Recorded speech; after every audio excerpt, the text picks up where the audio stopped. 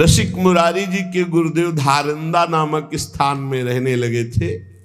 वहां किसी भगत ने बहुत बानपुर नाम के गांव की जमीन उनके नाम कर दी थी संत सेवा के लिए। बड़े उदार गृहस्थ जन होते हैं, वो धनी थे, तो उन्होंने बहुत सी जमीन श्यामानंद महाप्रभु के नाम कर दी साधु सेवा देख कर कि यहाँ संत सेवा होती। शोधन धन्य प्रथम गति जाकी, वो धन धन्य है जो संत सेवा और भगवंत सेवा में खर्चा होता है। अब उस खेती से बहुत अन्न पैदा होता, और जो अन्न होता तो रोज साधु सेवा का, रोज संतों की भीड़ लगी रहती श्यामानंद महाप्रभु के आश्रम में। खूब अच्छे अच्छे पकवान बनाकर संतों को पवाते। संत की चरण सेवा, आरती, पूजा, भोजन, जय जयकार, नाम कीर्तन, कथा कीर्तन। उन दिनों बानपुर में एक नया जो नवाब वो आया, वो बड़ा दुष्ट स्वभाव का था। उसने आकर देखा इतनी सुंदर लहलहाती अन्न की खेती और किसी की नहीं, किसकी है? बोले धारंदा में रहते हैं श्री श्यामानंद नाम के एक महात्मा, उनकी। क्योंकि जहां संत पाते हैं वहां तो अलौकिकता होती ही है, बड़ी अलौकिकता, संत सेवा में बड़ी अलौकिकता। बस ये विश्वास हो जाए, विश्वास नहीं होगा। श्री धन्ना जी खेती बोने जा रहे थे। अभी खेत के समीप पहुंचे कि पास में ही एक मार्ग कच्चा था। देखा 50 संत एक साथ मंडली बनाकर कीर्तन करते हुए जा रहे। पहले संत मंडली चला करती थी। दौड़ के गए, प्रणाम किया और कहा महाराज हमारे अहोभाग्य, गांव तो यहां से दूर है, पर यदि आप कुछ क्षण रुके तो बाजार यहां से नजदीक है, मैं कुछ लाऊं और आप पाओ। नवीन अवस्था, संतों के प्रति ऐसा अनुराग, ये दैन्यता देखकर संत जन बैठ गए और काम कीर्तन करते हैं, जाओ तुम ले आओ। तो जो बीज गेहूं के बोने के लिए ले गए थे, वो बीज बाजार में बेच करके और वहां से मीठा लाए। संतों को जलपान कराया, मीठा पवाया, बड़े प्रसन्न हुए। संत जन पाकर नाम कीर्तन जय जयकार करते हुए चले गए। अब इन्होंने कहा कि घर में मां डांट लगाएगी अगर ये पता चल जाएगा। ऐसे ही खेत जोता, ऊपर से पहटा लगा दिया, मानो खेत बो गया है। बस घर गए, खेत बो गया है, बहुत बढ़िया जगह बीज बो गया। अब खेत में तो एक दाना नहीं डाला था, इसलिए देखने ही नहीं गए। 20-25 दिन बाद पड़ोस का किसान आया। उसने कहा कौन सा आप उर्वरक लगाए थे आप अपने खेत में? ऐसा एकदम काला खेत पड़ा हुआ है, हरा एकदम। तो उनका काहे को विनोद करते हो, हमारे खेत में तो। उन्होंने कहा तुम्हें विश्वास नहीं, तुम चल के देख लो। तो इतना कह के वो पूरी बात नहीं बता पाए कि कर तुम अन्यथा कर तुम श्री भगवान है। हमने बीज को संतों के उदर में डाल दिया, तो कहीं ऐसा आश्चर्यजनक खेल तो भगवान ने नहीं कर दिया। गए तो देखा खेती बहुत अच्छी तरह से जगी हुई, एकदम हरी। हे भगवान, बिना बीज के खेत और सबसे जोर की फसल, उसकी रक्षा स्वयं श्री भगवान। उनके चरित्र कभी आएगा तो सुनना। संतों के उदर में जो बो दिया गया वो अमोघ, शोधन धन्य प्रथम गति जाकी। तो किसी जमींदार ने बहुत सी खेती दे दी थी कि संत के उदर में अन्न जाएगा, सबसे बड़ी बात है। अब वो दुष्ट जब देखा कि इतनी सुंदर खेती हुई, इतनी ज्यादा मात्रा में, और किसी बाबा जी के पास, संत के पास, तो दुष्ट का हृदय ही ऐसा होता है कि वो संत से अपने आप द्रोह करता है। जो पापी जन होते हैं, जो दुष्ट हृदय के होते हैं, उनको संतों से जलन होती है, देखकर उनको जलन होती है।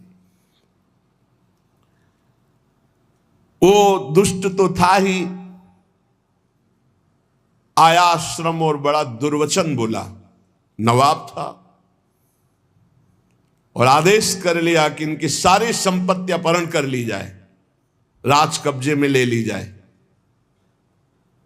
आदेश की जरूरत थी, खेती कब्जे में कर ली गई, आश्रम में जो कीमती सामान था वो सब कब्जे में कर लिया गया, संतों को अपमानित किया। नवाब था। श्यामानंद जी ने विचार किया कि इस जमीन को कैसे छुड़ाया जाए, इससे तो बहुत से संतों का रोज भंडारा होता था। तो गुरु जी को अपने शिष्य की महिमा याद आई।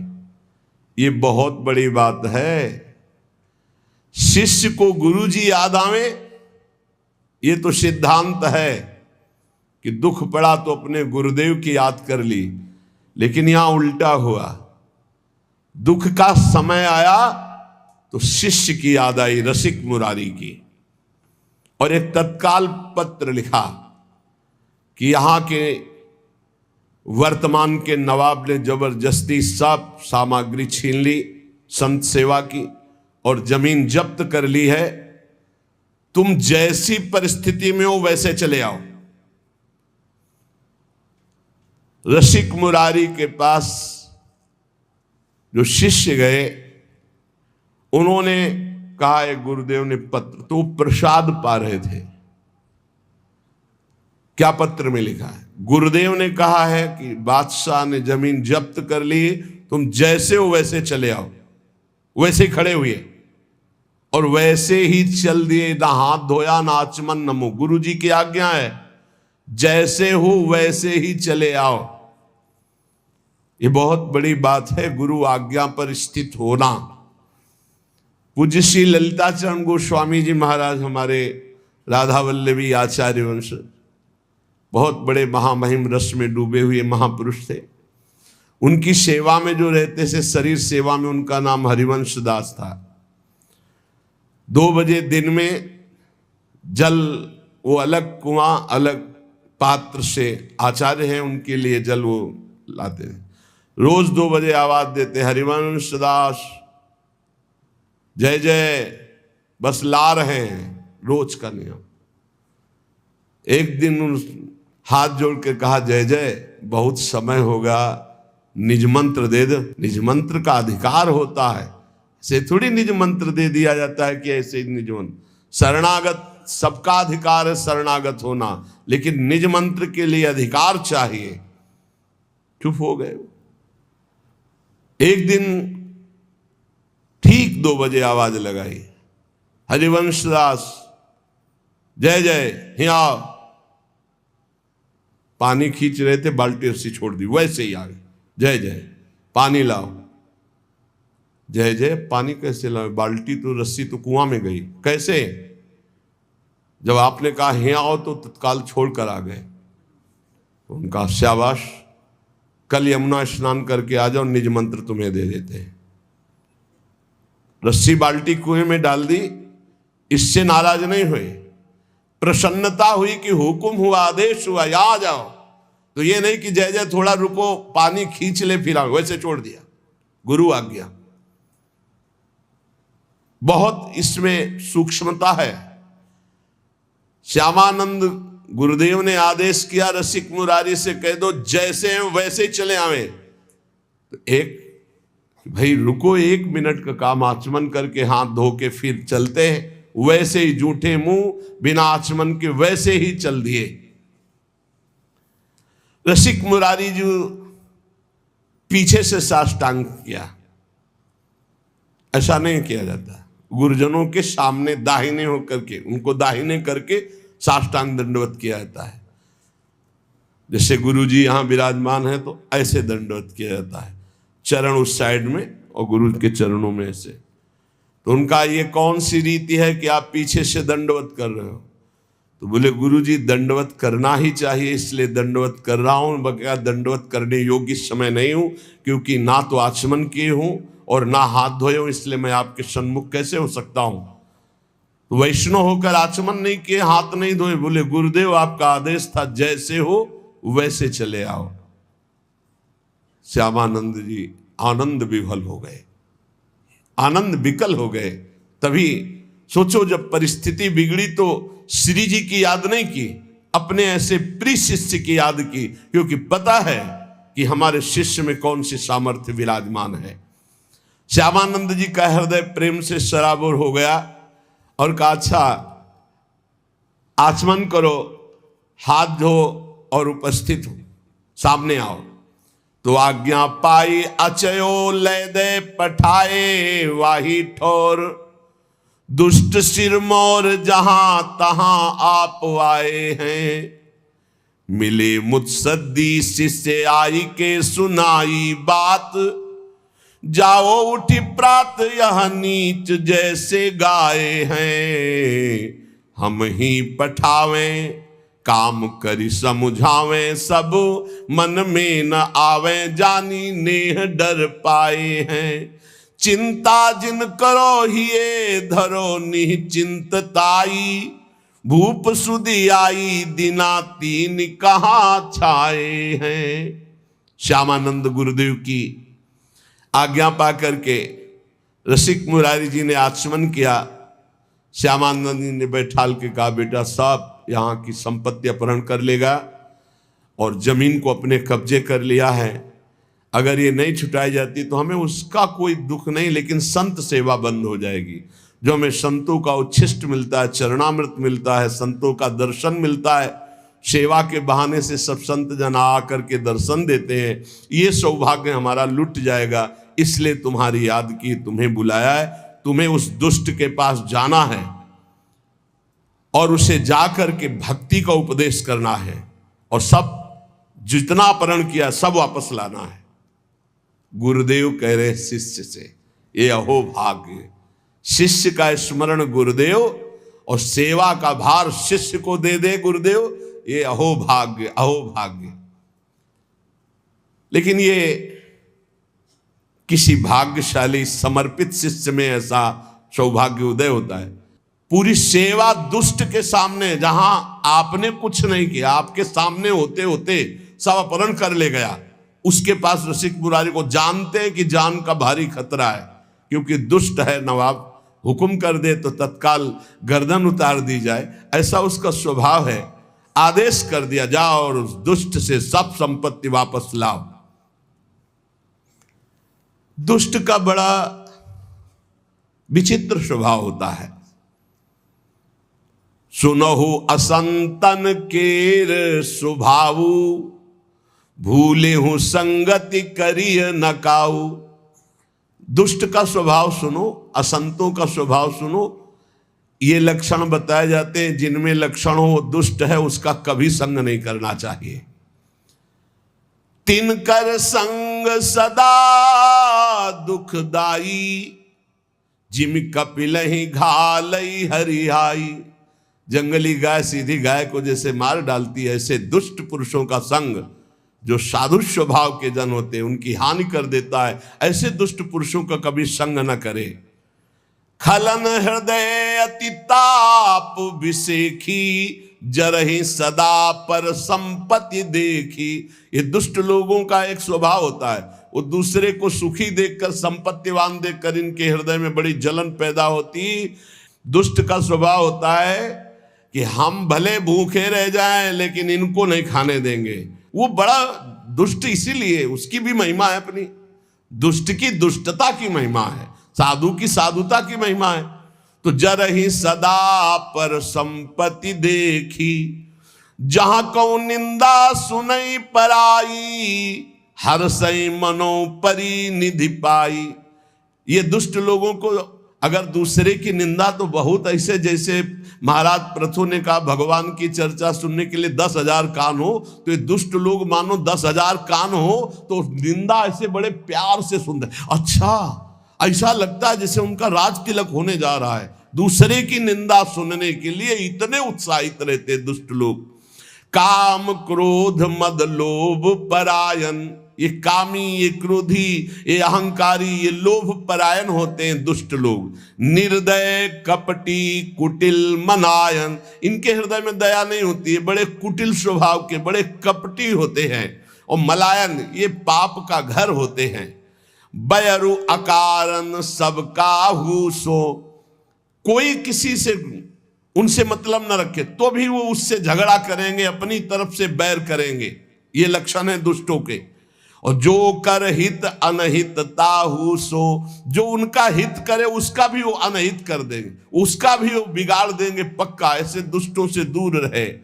झूठे ही लेना झूठे ही देना, झूठे ही भोजन झूठ चबेना। ये झूठ बोलते हैं, इनका लेना देना भोजन खाना पीना सब झूठ से ही चलता है। बोलई मधुर वचन जिमि मोरा, खाई महा आई हृदय कठोरा। ये बोलते ऐसे मीठी बात है कि फंस जाए अच्छे अच्छे। बहुत मृदु भाषण, कैसे जैसे मोर बहुत मीठा बोलता है लेकिन आहार सांप का करता है। बोले ऐसे इनका वचन तो बड़ा मीठा होता है फंसाने वाला, पर हृदय बहुत विषैला और कठोर होता है। परद्रोही पर दाररत, पर धन पर अपवाद, ते नर पावर पाप में देह धरे मनुजात। इनका स्वभाव होता है द्रोह करना है। परद्रोही, ये दूसरों से द्रोह करेंगे। परदाररत, दूसरे की स्त्रियों का एक काम भाव से सेवन करने की चेष्टा करेंगे। दूसरे का धन अपहरण करना, दूसरे के प्रति निंदा करना, ये मनुष्य शरीर में पापमय देह धरे हुए साक्षात ये असुर हैं, राक्षस हैं। लोभई ओढ़न लोभई दासन, शिष्णो दर पर जमपुर त्रासन। ये यमराज से भी नहीं डरते, इनका स्वभाव है लोभ ही ओढ़ना, लोभ ही बिछाना, शिष्ण और उदर, रसेंद्री को तृप्त करना, जनेंद्री से भोग करना, पाप करना और पाप से न डरना। ऐसे दुष्ट होते हैं। काहू की जो सुने बड़ाई, श्वास ले जन जूड़ी आई। अगर किसी की बड़ाई से तो अघा के ऐसे सांस लेते हैं मानो जैसे बुखार में आदमी नहीं, जूड़ी में। ऐसे इनको बुरा लगता है कि इसका अच्छा क्यों हो रहा है, इसकी यशकीर्ति क्यों हो रही, कैसे यशकीर्ति नष्ट हो, कैसे इसका सुख नष्ट हो। और जब काहू की देखें विपत्ति, तो सुखी भय मानो जग नृपति। जब कोई संकट में पड़ा हो, बड़ा दुख भोग रहा हो, तो ये ऐसे सुखी होते मानो इनको राजपद मिल गया हो। स्वार्थरत परिवार विरोधी, लंपट काम लोभ अति क्रोधी। ये इतने स्वार्थी हैं कि अपने माता पिता को भी पीट सकते हैं, अपने परिवार का भी विरोध कर सकते हैं। ये लंपट कामी लोभी महान क्रोधी दुष्ट जन होते हैं। मातु पिता गुरु विप्र न मानहि, आप गए अरुघा लहि आनहि। ना माता पिता की सेवा, ना गुरु की आज्ञा, ना ब्रह्म ऋषियों का सम्मान। ये ऐसे नीच होते कि इनका अगर संग कर ले तो वो भी नष्ट हो जाए। करहि मोह बस द्रोह परावा, संत संग हरि कथा न भावा। ये अज्ञान के कारण सदैव दूसरों को कष्ट देते रहते हैं, द्रोह करते रहते हैं। इन्हें संत संग अच्छा नहीं लगता, भगवान की कथाएं कभी बैठकर नहीं सुनेंगे। अवगुण सिंधु मंदमति कामी, वेद विदूषक पर धन स्वामी। ये अवगुण के समुद्र हैं, कहां तक वर्णन करें। जैसे समुद्र था ऐसे ये दुष्ट लोगों के अवगुण अथाह हैं। और ये मंद बुद्धि कामी वेदों की निंदा करते हैं, शास्त्रों की निंदा करते हैं, संतों की निंदा करते हैं। दूसरे का धन कैसे अपहरण हो, हर समय इनके यही दिमाग में चलता रहता है। विप्रद्रोह परद्रोह विशेखा, दंभ कपट जिय धरे सुबेसा। बड़ा शांत स्वच्छ एकदम वेश धारण किए होंगे, हृदय बड़ा इनका मलिन होगा। ये संतों का ब्रह्म ऋषियों का अपमान करना, दंभ कपट हृदय में धर कर दूसरों को लूट लेना, ऐसा मुंह बना करे कि मानो इनसे भोला कोई है नहीं। बोले ये ऐसे बोलते हैं मधुर, ऐसा व्यवहार कि ऐसा लगेगा कि इन पक्के दगाबाज। बोले अवगुण सिंधु मंदमति कामी, वेद विदूषक पर धन स्वामी। दूसरे के धन का पर विप्रदोह परदोह विशेखा, दंभ कपट जी धरे सुवेशा। ऐसे अधम मनुज खल, सतयुग त्रेता नाही, द्वापर कछुक ब्रंद होई हैं कल युग माही। बोले ऐसे सतयुग और त्रेता में नहीं थे, द्वापर में ऐसे छुटपुट, कलयुग में प्रायः ऐसे ही मिलेंगे। कोई छुटपुट हो धर्म से चलने वाला तो बात अलग है, नहीं प्रायः ऐसे मिलेंगे। भ्रमण कर रहे थे तो एक जगह की बात है, एक व्यापारी चला तो उसके पीछे कुछ लग गए, इसके ऐसी सीआईडी उनको मिली होगी धन के लिए। शाम हो रही थी, वो बहुत विवेकी था। वो एक थाने पे गया, बताया मेरे पास इतना धन है, आदमी हमारे पीछे लगे हैं, रात्रि निकल जाने पर आप हमें सुरक्षित वहां तक पहुंचा दीजिएगा। जो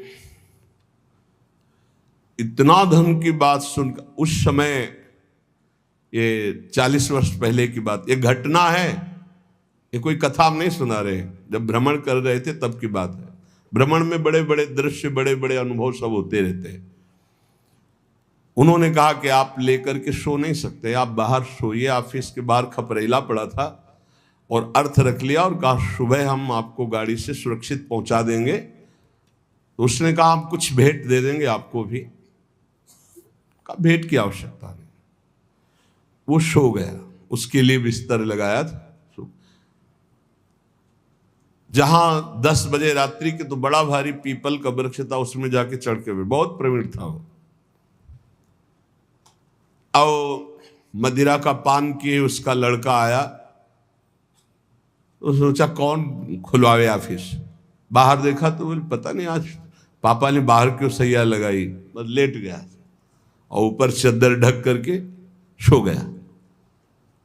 और रात्रि में जो विधान होना था वो विधान हुआ, गायब, पूरा सिस्टम गायब, हत्या करके उसको गायब बिल्कुल। क्योंकि कोई उस समय सीसी कैमरा या मोबाइल भी नहीं चलते थे, न मोबाइल चलते थे न सीसी कैमरा। अब तो रोज का रोज आधुनिकता बढ़ती जा रही। सुबह हुआ, पेड़ से उतरा और जो वहाँ के थे ऑफिस, उनको साथ लिया कि आप हमारे साथ रहिए। और गए, बोला सर पैसे, होश उड़ गए। तू कहाँ था? बोले सर पीपल के ऊपर था। बोले वो आपका कोई आदमी होगा, वो आके सो गया था। और पूरा दृश्य हमने देखा है। उनके हक से हुआ कि वो तो मेरा ही लड़का था। सर पैसे, अपना पुत्र खोया, अपना पद खोया, जीवन भर के लिए कारावास हुआ, केवल पर धन स्वामी, दूसरे के धन का अपहरण करने की वृत्ति। बोले ऐसे सतयुग त्रेता में नहीं होते थे, द्वापर में कबूतर शरण आ गया तो उसके लिए अपने पूरे शरीर का मांस दे दिया। और यहां शरण में आए हुए कि हत्या करके धन अपहरण की बात। बोले कलयुग में ऐसे बहुत होंगे, बहुत सावधानी की। तो ऐसा ही था वो नवाब दुष्ट स्वभाव का। अब उसके यहां भेजा रसिक मुरारी जी को कि आप जाओ दुष्ट के पास। रसिक मुरारी जी जे भी चले तो उनके जो शिष्य जन थे उनको बड़ा भय हुआ। रसिक मुरारी जी के शिष्य जो थे वो नवाब की ही सेवा में कुछ पदरत थे,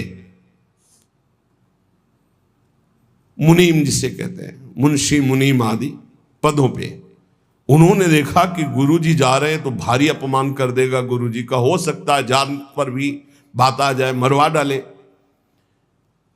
अधिक प्रीति मन भा संदेहा, जब अधिक प्रेम होता है तो फिर महिमा भूल जाई जाती है, लगता है इनकी रक्षा हो। बहुत प्रेम में बहुत एक अद्भुत महिमा होती है कि वो ज्ञान का अपहरण कर देता है। ईश्वरी महिमा का याद नहीं, अगर ईश्वरी महिमा रहेगी तो प्रेम में बाधा पड़ जाएगी। प्रेम में सिर्फ हमारे प्रीतम, हमारे गुरुदेव, इनकी रक्षा होनी चाहिए। रसिक मुरारी जी ने उन लोगों से कहा तुम डरो मत।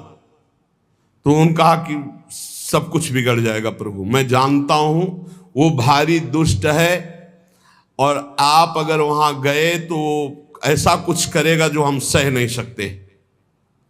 उन्होंने कहा संतों की चरण सेवा की है, गुरुदेव की सेवा में जा रहे हैं, वैसे तो अमंगल होगा नहीं, अगर हमारे प्राण भी निकल जाए तो मंगल ही होगा।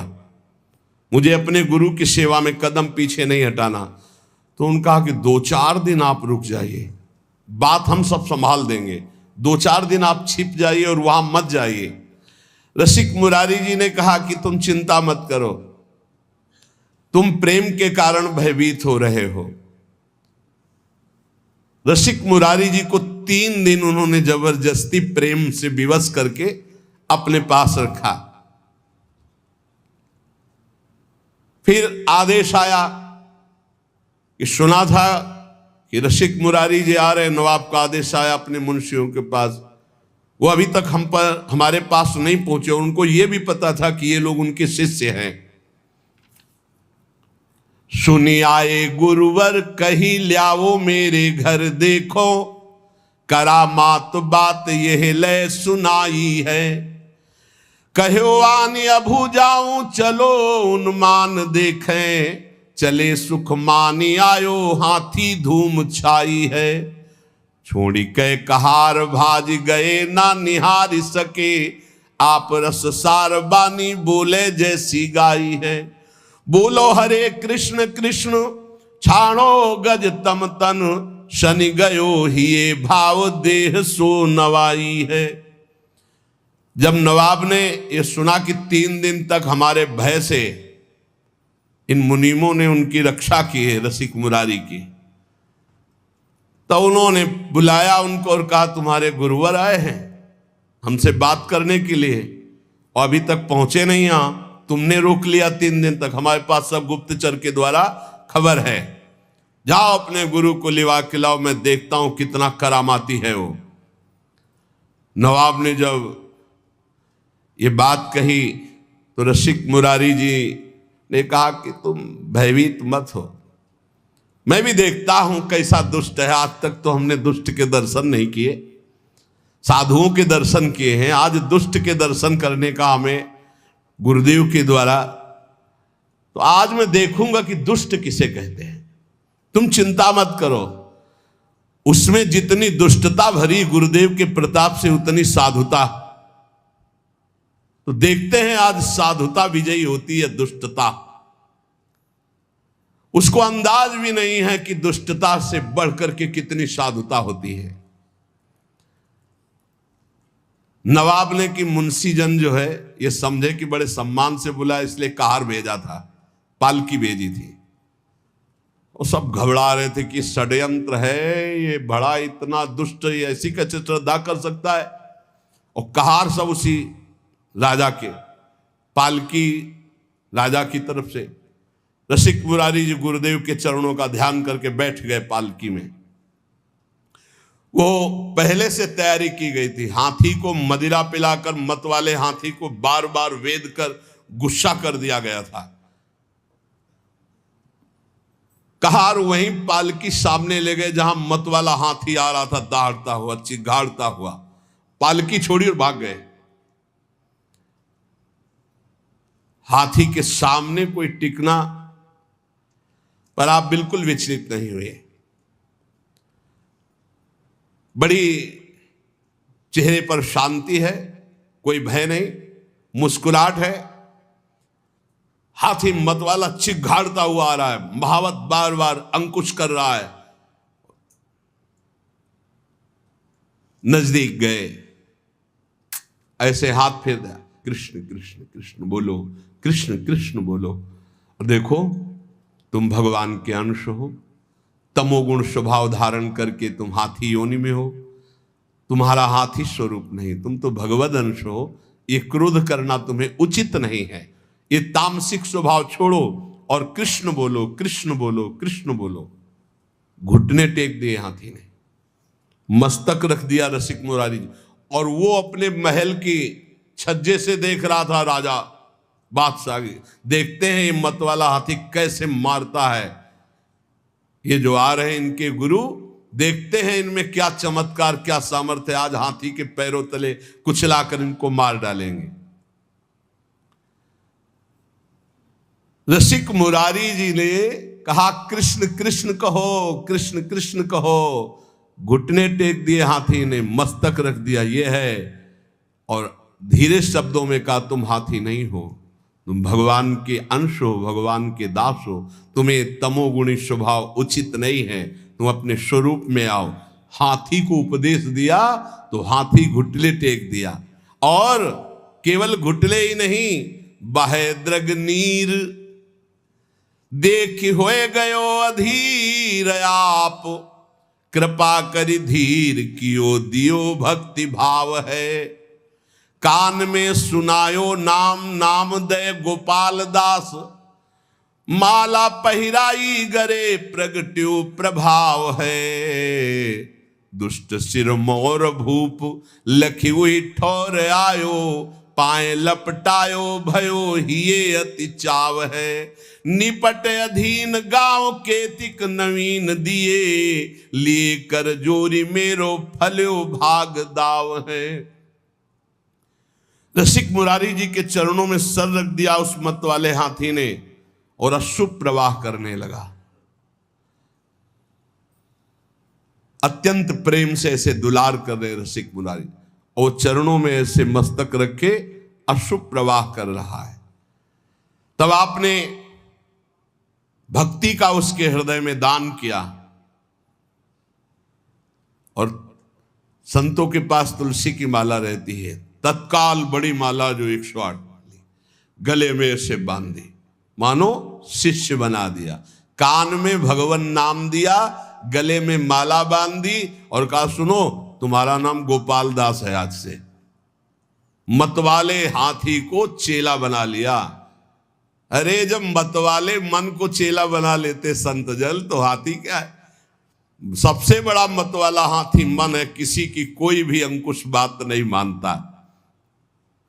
गले में तुलसी की माला पहना दी, कान में कृष्ण नाम सुनाया और कहा तुम्हारा नाम गोपाल दास है।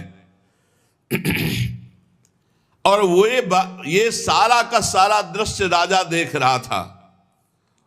उसे देख करके अब रहा नहीं गया कि ये कोई चमत्कारिक महात्मा है, और कोई जादू तमाशा चमत्कार नहीं था, तो भगवान नाम का बल है। नवाब अब रहा नहीं गया, दौड़ता हुआ आया और श्री चरणों में गिर पड़ा, लिपट गया और कहा मुझे क्षमा कीजिए, मैं संतों का प्रभाव नहीं जानता था, मुझे क्षमा कीजिए। ये संतों के प्रभाव से दुष्टों का भी परिवर्तन हो जाता है। जितनी जमीन जब्त की थी वो तो वापस कर ही रहा हूं, कई गांव की और जो जमीनें हैं राजकीय विभाग के द्वारा अपहरण की, वो भी मैं दे रहा हूं। वो जमीन दी और कई गांव की और जमीन दी, और हाथ जोड़कर बोला कि मेरे बड़े भाग्य उदय हुए, मेरा पुण्य का पाशा पड़ गया, क्योंकि आप जैसे महान संत के दर्शन हुए। गयो चरणों में लिपट करके रो करके भाव से युक्त। ये देखो परिवर्तन है। संत दरस जिम पातक टरे, सिद्ध संत भगवत मार्ग के शुद्ध भक्ति से युक्त हृदय वाले तो दर्शन मात्र से दुष्ट नवाब की बुद्धि बदल गई। यही संत का चमत्कार होता। लौंग इलायची निकाल देना, नारियल का फल निकाल देना, ये तो जादूगर बहुत अच्छी तरह से कर देते हैं। ऐसे भी जादू देखे, अपने हाथ से गला उतार के ऐसे रखे और गला मुस्कुरा रहा है और वो ऐसे खड़े, अरे भैया कितना बड़ा जादू है। ऐसे ऐसे रुमाल करते, कबूतर उड़ गया, ऐसे करे तो पहले गुलाब का फूल, फिर आग जलने लगी। तो न जाने कितने ऐसे जादू तो जादूगर दिखा देते। संत का जादू क्या है? मलिन मन में भगवान की भक्ति जग जाना। मलिन आचरण करने वाले का परिवर्तन होकर श्री भगवान के नाम रूप लीला धाम में आ, ये संत का चमत्कार जो कहीं नहीं हो सकता, कोई नहीं कर सकता। ये सबसे बड़ा चमत्कार संतों का होता है कि वो मलिन मन को निर्मल बनाकर भगवान में लगा देते। संत दरस जिमि पातक टरहि, संत संग हुआ तो संत संग अपवर्ग कर, कामी भव कर पंथ। संत का संग मोक्ष प्रदान करने वाला। देखो दुष्ट राजा का परिवर्तन हो गया। अब भयो गजराज भक्त राज, साधु सेवा साज, संतन समाज देखी करत प्रणाम है। आनी डारे गोनी बन जारन की बारन सो, आए ही पुकारन वे जहां गुरु धाम है। आवत महोत्सव मध्य पावत प्रसाद सीत, बोले आप हाथी सोयो निंद वह काम है। छोड़ी दही रीति तब भक्तन सो प्रीति बढ़ी, संग ही समूह फिरे फैल गयो नाम है। रसिक मुरारी जी ने कृपा करके गजराज का नाम गोपाल दास रखा, भक्त गोपाल दास। अब वो गजराज पीछे पीछे जैसे गाय के पीछे बछड़ा चलता है, ऐसे रसिक मुरारी के पीछे पीछे चल पड़ा। अब तो बड़ा आनंद, संत सेवा होती, प्रसाद जूठन मिलती गजराज गोपाल दास जी को, बड़ा भाव। संत समाज जो संतों को देखते थे ही आगे के पैर तोड़कर घुटने के बल होकर प्रणाम करते हैं। वैष्णव है, चेला है रसिक मुरारी जी के, गोपाल दास नाम। जहां किसी संत को देखते बस घुटने टेक देते और माथा रख देते। अब वो बंजारों के यहां बोरे के बोरे चावल दाल आदि लाद कर संतों की जमात में जो लाने होते, तो चलो गोपाल दास सेवा है, संत सेवा, तो बस जितना भी जो कुछ है वो सब लाद करके गोपाल दास के संत सेवा की सामग्री। कैसा जीवन बदल गया, संतों की जूठन पाते हैं और संतों की सेवा में। एक बार सभी बंजारे मिलकर गोपाल दास जी के गुरुदेव श्री रसिक मुरारी के स्थान पर आकर कहा, ये गोपाल दास जी हमारा माल छान जाते हैं, अब लाना एक बोरा है तो एक बोरा वही साफ कर दिया, उठाया और सब पा गए और एक बोरा लाद करके ले आए, तो बोले घाटा तो हमारा हो ही जाता है। गोपाल दास जी का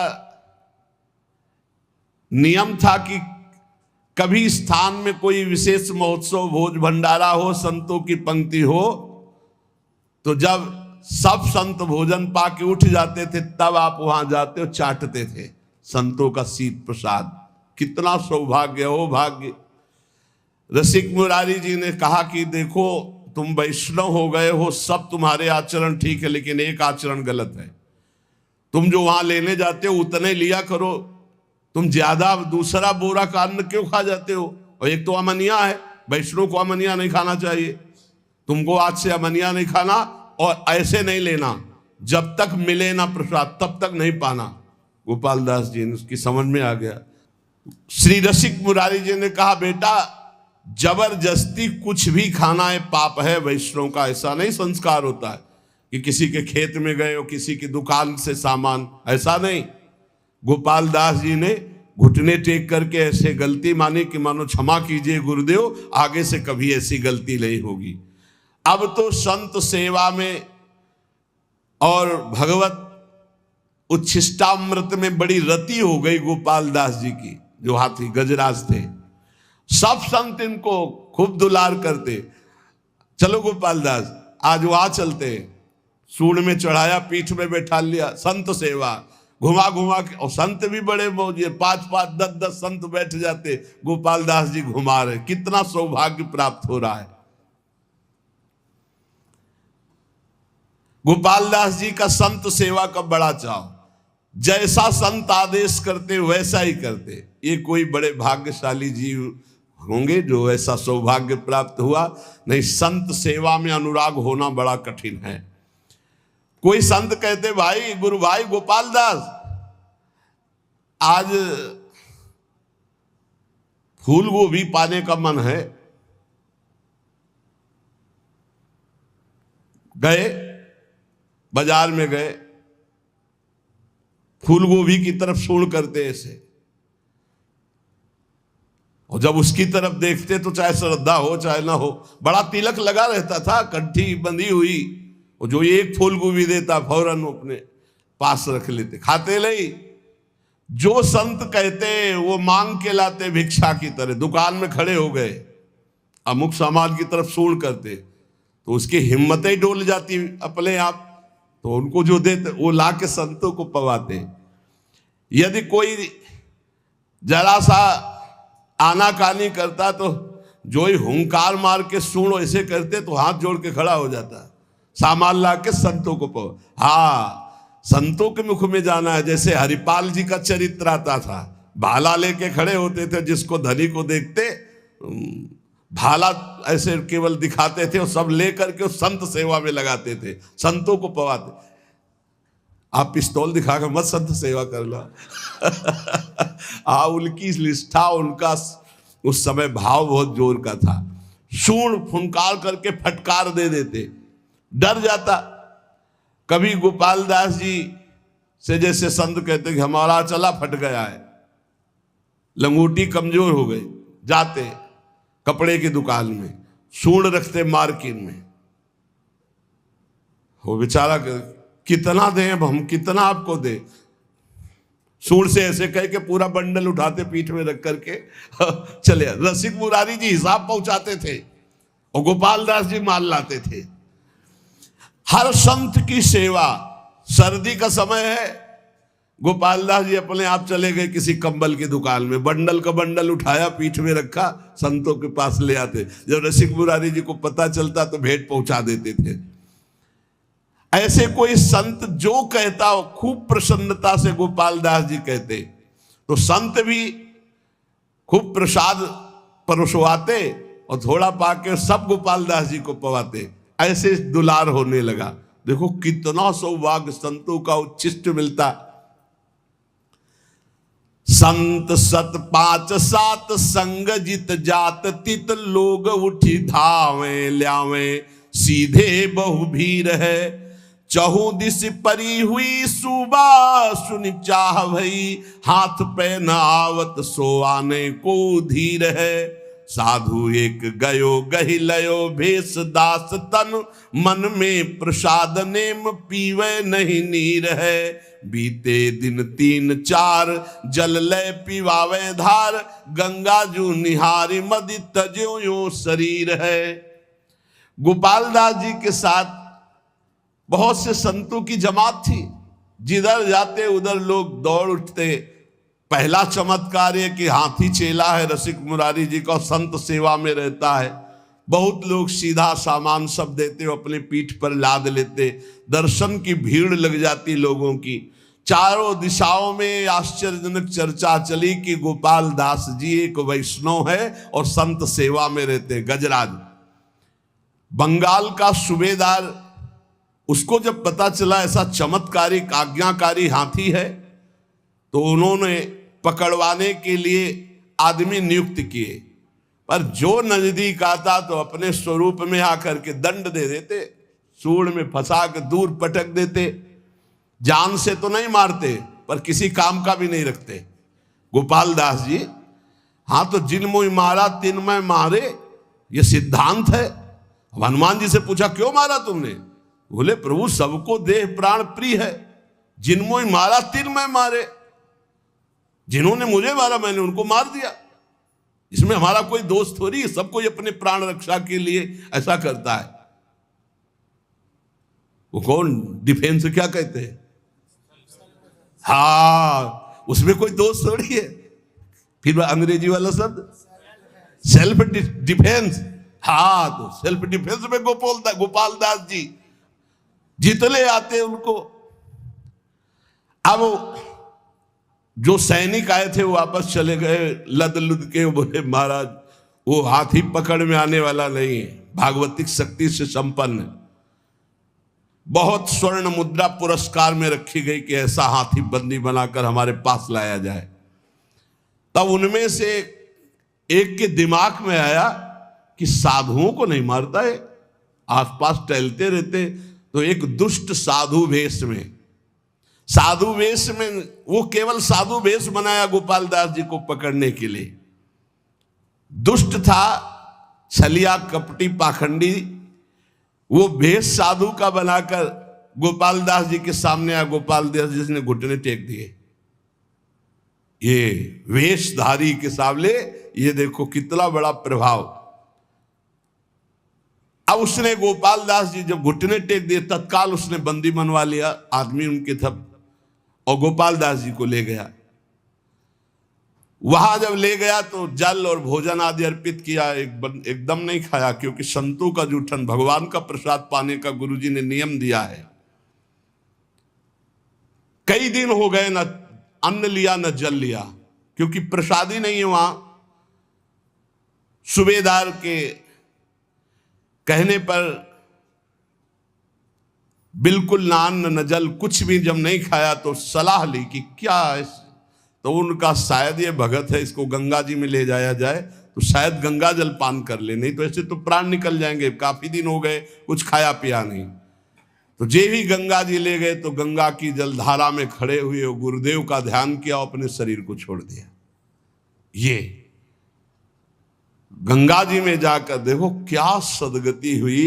एक कहा तमोगुणी हाथी शरीर, और कहा इतनी बड़ी निष्ठा कि गुरुदेव ने कहा कि बिना भोग लगाए अमनिया नहीं पाते, तुम बंजारे के यहां से अमनिया नहीं, ऐसे नहीं पाया।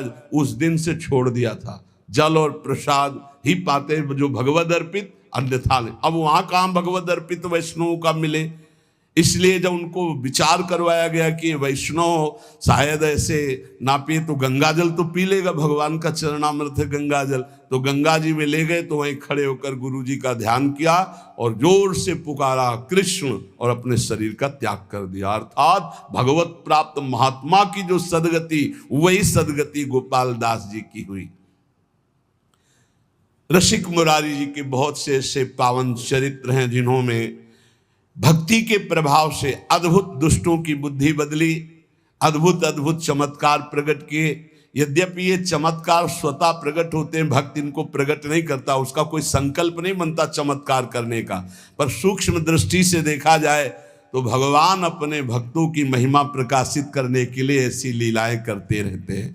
तो उपासक को चाहिए गुरु चरण आसक्त होकर गुरु प्रदत्त मंत्र नाम और सेवा में चित्त वृत्ति लगा के इसी जन्म में भगवत प्राप्ति कर ले, यही जीवन का परम लाभ है। यदि भगवत प्राप्ति नहीं तो जीवन बहुत व्यर्थ चला जाएगा। शेष चर्चा आगे। श्री राधा वल्लभ लाल की।